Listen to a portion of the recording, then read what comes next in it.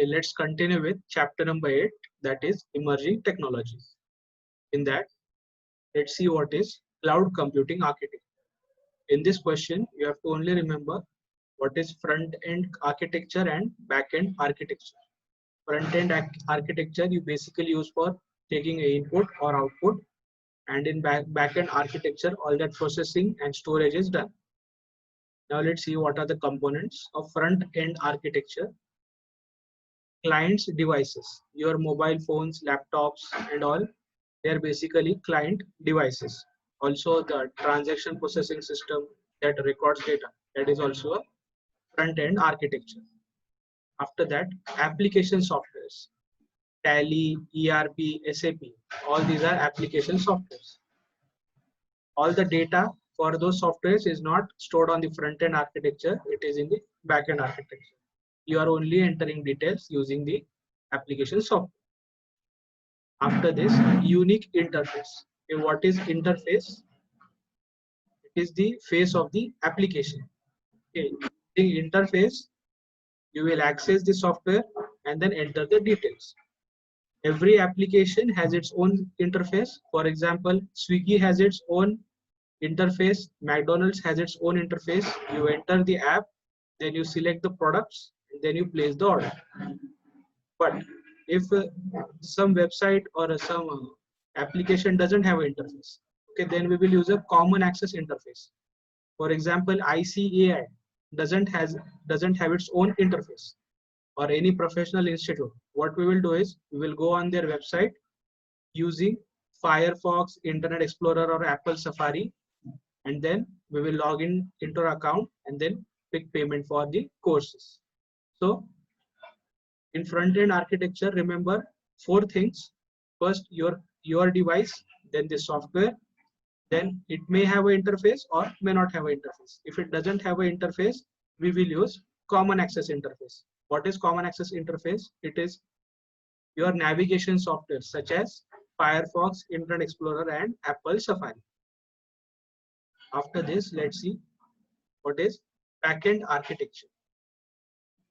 It is cloud itself. Okay, whatever we know about cloud, how we will access the data, where we will store the data, it is everything in the cloud. So cloud is basically backend architecture. Then yes, they have data storage system and servers. Then there are protocols for access. For front-end architecture also we have protocols for access, but which access we are talking about? We are talking about access to alter the data or retrieve the data. After that, we have middleware for communication. Why we need middleware for communication? Because a lot of different devices are attached and there may not be compatibility in transmission of data. That is why we need middleware. Just like in grid computing, we have middleware. Like that only we have middleware, but not in front end, but in back end. This is basically servers talking to each other. Then CCS provider requires all of the above. What is CCS provider? Cloud computing service provider. So in backend architecture, remember middleware, protocols, data storage and systems, and okay, 4 points for front-end architecture and 4 points for backend architecture. Okay, no need to explain what they are. Just one line for each point is sufficient. You don't have to tell them in detail what is architecture and all. You can say that it is the infrastructure that you are using.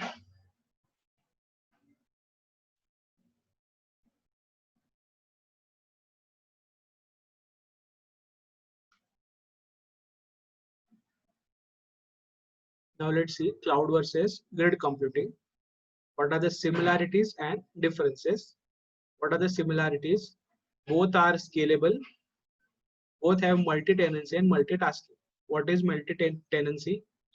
Yes, if I have a software and I am sharing that software with other organizations, okay, then which cloud computing service model I'm using?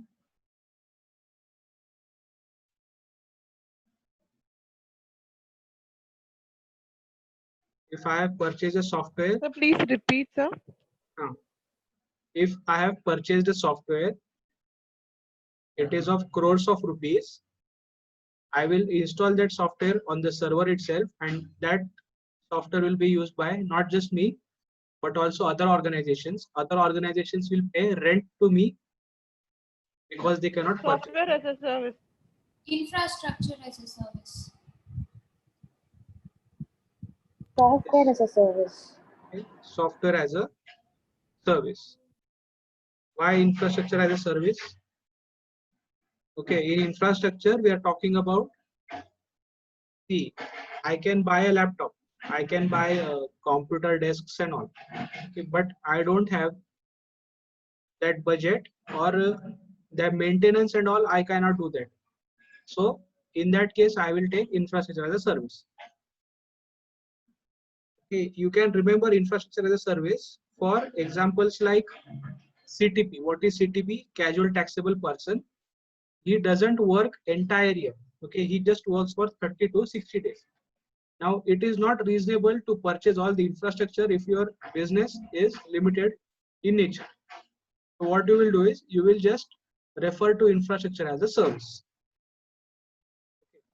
Now, similarly, we were talking about both have multi-tenancy and multitasking. Using grid and cloud, you can do multitasking. You can keep the cloud open in one of the browsers. You can do your work on Excel and all. If you require, you can go offline. If you want, you can go online. So that is basically multitasking. What is multi-tenancy? You have to imagine that there is a home. In that home, you have installed a software, and the other companies, they are tenants in that home. Okay, one company will purchase the software, install it on the server, and after the owner gets the rent from other organizations, the other organizations will also be able to access the software. So that is basically what is multi-tenancy. So these are the similarities: scalable, multi-tenancy, multitasking. Now let's see what are the differences. Computationally intensive operations can only happen in grid. Cloud computing cannot handle computationally intensive operations. After that, when the data involved is very huge, if the organizations involved are large organizations, then grid computing is more economical than cloud computing. So operations and huge data. These are the differences in grid computing and cloud computing. See, they have only given two differences. In the chart that we have made, I have pointed out 10 differences. So you can refer to both of them. Obviously, these 2 points I have covered there also. Don't worry about it. So these were the similarities and differences in cloud versus grid computing. After that, now mobile computing. Now the delivery people for a So, Swiggy, sir, yes. could you just repeat that the point where we said that it is not infrastructure as a service and it is as a software as a service? That differentiation. I would like to know. Yes. The example that I gave was of CTP. What is CTP? Casual taxable person. Now, he is not running business for an entire year. He is just running his business for maybe 30 to 60 days. Now, if you are running your business for a limited amount of time, and also you need infrastructure such as laptops, hardware, software, communication lines, servers, CPU, then bridgers, routers, and switches and all. If you want all of this and you need them critically, okay. So instead of purchasing all this software for limited period, you will refer to infrastructure as a service. Okay. So instead of buying all the equipment and keeping it idle for the remaining time, you will take the same equipment on rent and use it as per your need. That is what is infrastructure as a service. Now, why multi-tenancy is not an infrastructure as a service? We are looking from the client's perspective. Okay, which service you are pursuing or taking. We will not look at it from the service provider's angle. If you look at it from service provider's angle, infrastructure as a service will look like multi-tenancy. Okay, but we are referring from the client is installing a software and then giving it on rent to other organizations. So if you look at it from the client's angle, it is software as a service.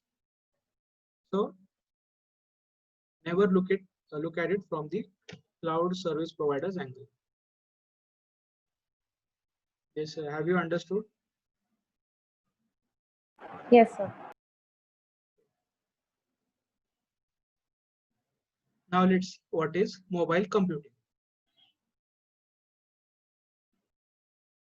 The delivery people for Amazon, Swiggy, Domino's, Zomato and all. Yeah, I'm taking their example because in the recent cases I have seen that they are not getting paid enough for making the deliveries and all. That is only because the delivery charges have been cut by these apps so that the customers can keep ordering even in this pandemic. So now what is mobile computing? This app, they are using an app on their mobile phones for taking orders, delivering orders. If there is any complaint, they will register the same. If they cannot deliver the order, they will intimate the same. Again, they will take feedback and all. So all of this is possible if they are using mobile computing. So what we will do is we'll prepare a software that will only be used in a mobile phone. It will not require big servers and all, which are required for cloud computing and all. Now let's see how we will do mobile computing. First one is we will get access to full range of corporate services. Okay, we will get the delivery location, we will know the address, we will know how much time is remaining for the delivery, then how much amount I have to take, then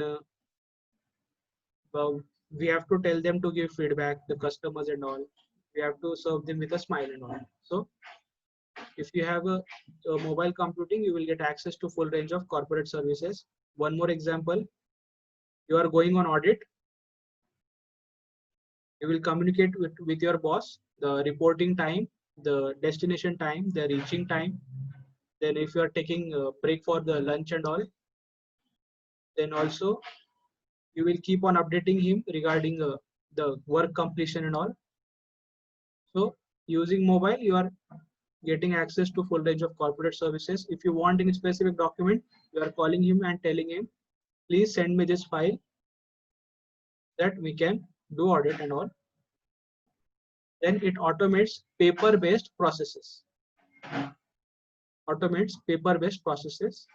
Now, in earlier cases, we used to fax these documents. Okay, unnecessarily, we would print out the document, then we will scan it, and the scanned images will be sent through fax. And again, when we receive the fax, we will print it again. That is not required for mobile computing. We will just scan it using our camera and send it. Then we will just prepare a file now in our mobile, and in that file we will save all those images. After that, after the audit is complete, we will copy paste that file folder in the backup folder. Then it improves productivity as you don't have to waste time in getting information, and it can be accessed from anywhere at any time. You remember that example of Ichalkaranji, that fraud case? The person was using mobile computing. Yes, sir. He was using mobile computing. He was accessing server from anywhere at any time. Now let's see what are the benefits. If here, remember story, we are accessing the server 3 times, we are updating it 1 time, and we are improving it 2 times. Okay, let's see why we will access the server. Now I am a delivery guy. I will receive an order. Okay, so I will access the work order details. After that, I will switch on my GPS, turn on my GPS. Using that, I will see how much is the delivery amount, how much time I have to take to deliver this and all.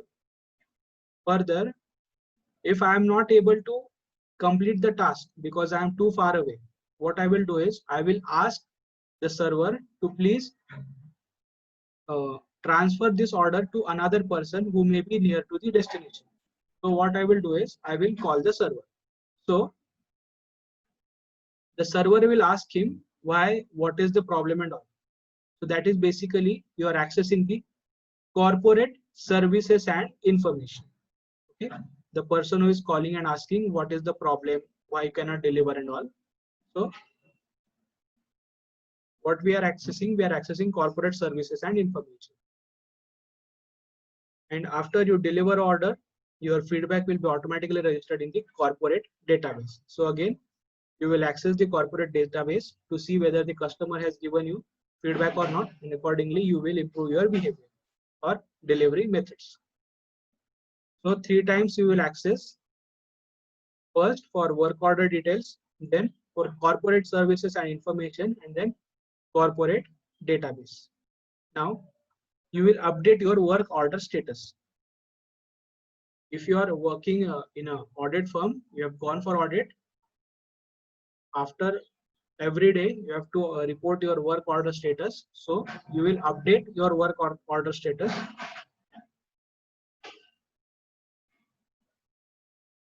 Then what does this mobile computing do? It improves 2 things, that is information flow and management effectiveness. Information flow and management effectiveness. What is management effectiveness? All the procedures, all the data is not just available to the upper management, but everyone from the lower management can also see that.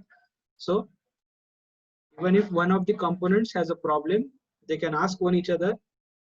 That is why we are calling it management effectiveness, because of disclosure of information. So 3 times access, 1 time update, and 2 time improve. These are the 6 points you have to remember as benefits of mobile computing.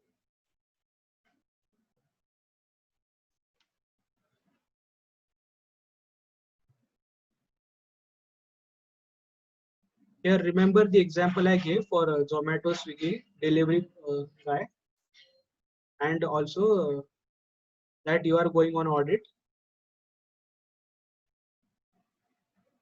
Now let's see BYOD, that is bring your own device. Now you have started working as a news reporter. If you are working as a news reporter, there is no need to use the servers or the computers in the office also. If there are no computers or servers in the office, what you have to do is you have to bring your own device. It can be your laptop, your mobile, your camera and all. So if you do that, what are the opportunities we have? You have a flexible workspaces. You don't have to sit in a cubicle. You don't have to sit on a table and a chair and all. Okay, they will have sofas, carpets. You can lie anywhere, you can sit anywhere, you can sit in the balcony and work. That is actually a flexible workspace where you have to bring your own device. So you can imagine Google, IT companies, or a news reporting company. Why I'm taking the example of news reporting company? Because I have been to one of the news company. They have only sofas and carpets. There are no computers installed there. You will bring your laptop. You will sit anywhere. You can sit in circles. You can bring your family. You can do anything there. So that kind of environment I'm talking about. Then use of preferred computing devices. Obviously, if you are using your own device, your performance will be more, your productivity will be more, and you will be more focused because you are with that equipment for the whole day. There will never be a case that you are sick of your mobile phone or you are sick of your laptop. That will never happen. Then it is a business policy. Okay, it is a decision taken by the people from the management. That is why we are calling it a business policy. What is BYOD? It is not a procedure, it is not a standard, it is not a guideline. It is a business policy. They can ask a question, what is BYOD? And then they will give you options, procedures, standards, guidelines. You have to remember it is a business policy. Now, certain relaxation is given for you to work in your work environment. There are also some threats attached to it. Now let's see what are the threats. First one is implementation risk. Now what is implementation risk? There is a policy about the acceptable usage and non-acceptable usage. That policy will be implemented throughout the organization. Now you are expected that you understand the network, you understand how data integrity is to be maintained, how you are supposed to secure the data, and also take a backup of data. Now you are supposed to know all of this, but if you don't know these technical issues, what will happen is this business policy will not be implemented effectively. What may happen is you are bringing your own device and you are doing time pass on that device. So then that will mean that this business policy has affected the business in a negative manner, not in a positive manner. So this is a weak implementation case. So for implementation risk, remember three things. What is the expectation from you? What will happen if you don't know the technical issues? And what happens if you have a weak business policy? Then network risk. Here only remember this word exemplified. Okay, again and again you have to say that the network risk is exemplified by lack of visibility. If you are using server or workstations at IT company where they have their own servers and workstations, you can see literally who are the workstations attached to the network, who has logged in, who has logged out. Okay, there is a visible trail of work and information. If you are using your own device, there is no network, there is no topology. What is a topology? It is the arrangement of devices and all. So if I can't see the devices that are accessing the server and extracting data, it is a very serious case.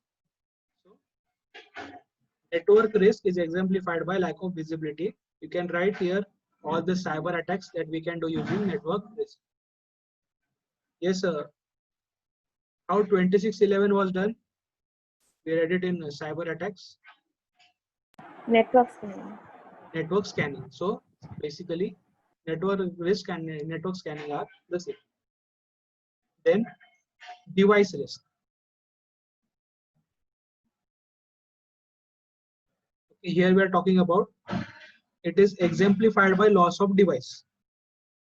If you are taking in the confidential information from the organization, you are storing it in your device, there is always a possibility that your device may be compromised. Okay.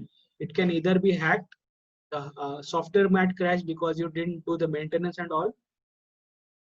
So you need to know how to maintain your device. You need to make sure that your device is not lost, because if it is lost, you know what can happen through data leakage, then scavenging. Okay, so there is a device risk. After that, application risk. What is application risk? If you don't install the antivirus on your computers, sometimes what will happen is the application says that your device must be protected. If your device is not protected using antivirus, the application will not allow you to enter the data, or it will not even grant you access. For example, you are entering into a bank transaction, and if you are using a cracked navigation software. What is a cracked navigation software? That is a compromised navigation software. Then what the banking server will do is it will not allow you access because that software has been compromised. So that is application risk. So you have to make sure that you are using security software or antivirus software so that applications viruses are not entered into the server. Now the yesterday's case of Google using Gmail, spam attack was done. So that is what is an application risk. It might happen because he was not using a security software or antivirus software, and or it might be that even using that software also there is always an application risk. So that is why you need to install security software or antivirus.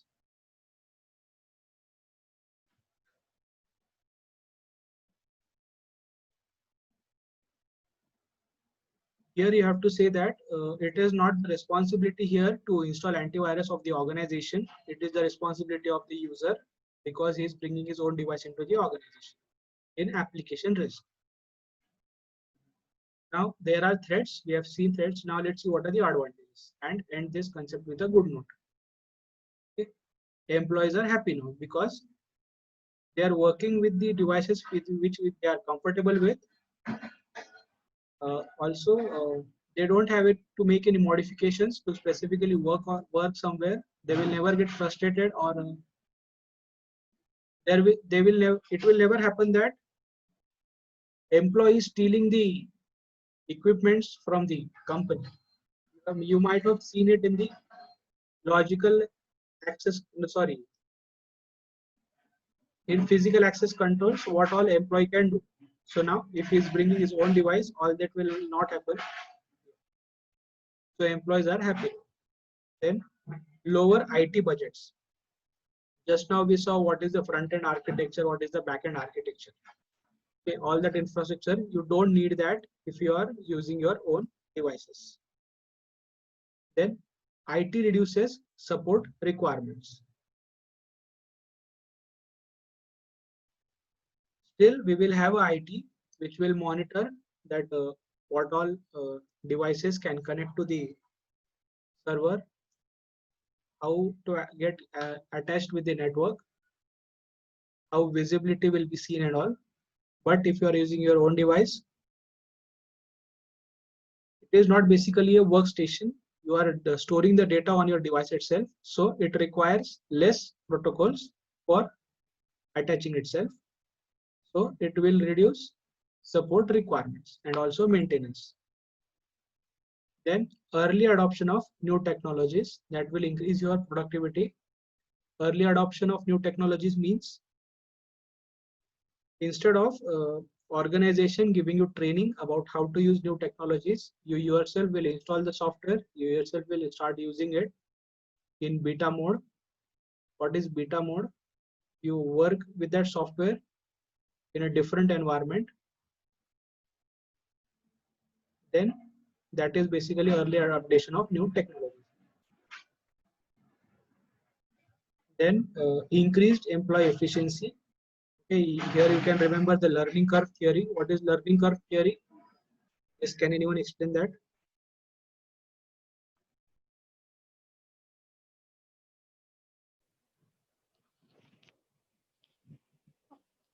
With the skill set being in an inclined position, that if the laborers are skilled, the time consumed will be less and the productivity will be more.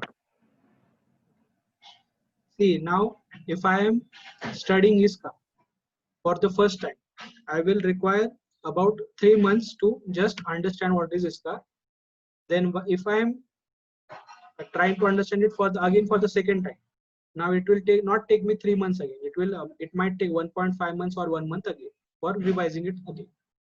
Then again, if I do that, again my duration will be reduced. Why this is happening is because I have understood the concepts now, and it doesn't take me a lot of time again to revise or study it again. So this reduction in time for revising or studying, this is what is my learning curve. The more the duration reduces, the more higher my learning curve is. So if you are using the device for the same transaction again and again, obviously it will increase your employee efficiency. For example, if you are using your laptop and the organization has told you to enter the details into Tally or Winman. If you are using your own software, you will finish it within minutes. But if you are using a workstation to which you are not accustomed to, you will take a lot of time. So here remember learning curve theory. So threats are implementation risk, network risk, device risk, application risk. What are the advantages? Happy employees, lower IT budgets, IT will reduce the support requirements, early adoption of new technologies, and increased employee efficiency. Now let me ask you a question. I have not installed any antivirus. What type of risk I am exposed to?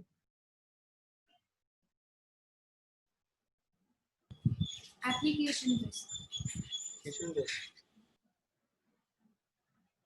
I left my laptop somewhere.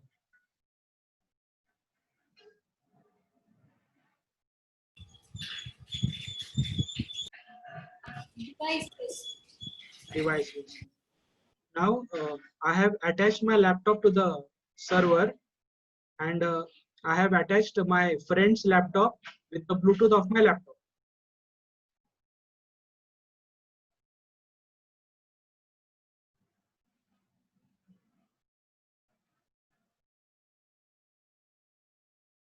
Network risk. Network risk. Have you understood now what can happen? You might be attached to the network, but using some other modes, other device might also be connected to your network. Here I took an example of Bluetooth. It can also happen because of Wi-Fi, hotspot, or any other modes such as USB drives.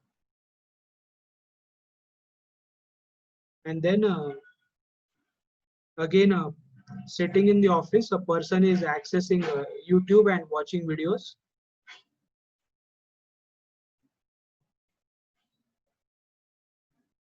Implementation risk. Implementation risk. You can remember the threats by India. Just I is silent. You remember it as India. Okay. Now let's see the new concept. Now this is very interesting. We all know what is social media. Let's see it in detail. What is a network? It is a set of entities connected with each other, either logically or physically. That is what is a network. So, yes, sir. I will give you examples. You have to tell me what they are. Star, ring, bus. What kind of networks are these?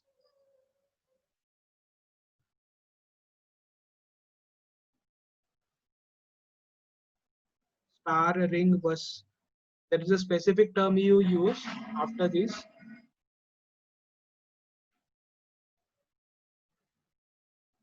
We call them topologies. What is topologies? It is the arrangement of devices in a network. So again, what is a network? It is entities connected with each other for data transmission. Now, what is a social network? Now we have seen what is a network. Now let's see what is a social network. Network plus interaction with human beings. You are interacting them, you are communicating with them. Now using other networks also you are doing the same. But here we are communicating only for one and one objective for communication. Okay, the only objective of social network is to communicate with the users, other users, or the users that you have connected with earlier. Here there is a set of common interests or objectives. You want to share some photos, you want to relate it to some codes, you want to share some videos, and you want to share it with just a certain amount of people. You don't have to share it publicly. So you will use the social network. Here the only challenge is implementation and sustainability. Okay, a recent case of that elephant was killed because he ate some crackers. The villagers accidentally gave him crackers. Now what happened was, over all the social network, people are posting messages regarding how it is brutal for animals and all. So that is a set of common interests and objectives. You are trying to give a social message and all. Where you will give that social message, you will give that using social network. Now there are certain types of social networks. Okay, first one is social contact networks. Yes, give me examples for social contact networks.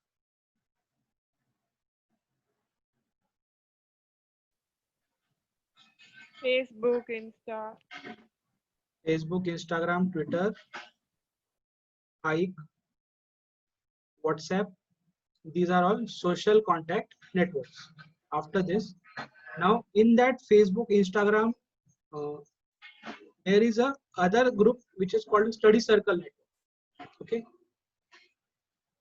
Yes. Do you know that app? We call it FinApp. Yes, sir. Okay, FinApp is a basically only for CA students. It is a dedicated app. So it is basically a study circle network. Then we have specialist groups like doctors, architects, CAs and all. Now there is an app called CA Club India.